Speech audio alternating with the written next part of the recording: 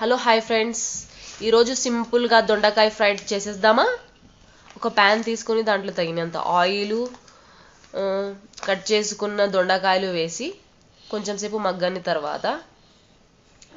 తర్వాత కొంచెం వెల్లుల్లిపాయ పేస్ట్ వేయండి. ఆ తర్వాత దాన్ని బాగా కలపండి.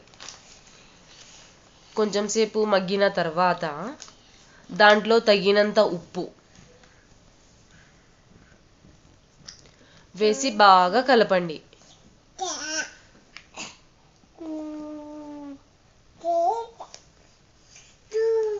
ఒక సామెత ఉంది కదండి, బెండకాయ దొండకాయ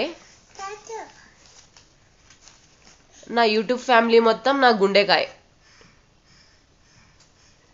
సో ప్రొసీజర్ చూస్తున్నారు కదా, దాంట్లో కొంచెం కొబ్బరి పొడి కూడా యాడ్ చేయండి. ఓకే, దాంట్లో గరం మసాలా కూడా యాడ్ చేశాను, అది క్లిప్ మిస్ అయింది. వావ్, సూపర్గా వచ్చింది.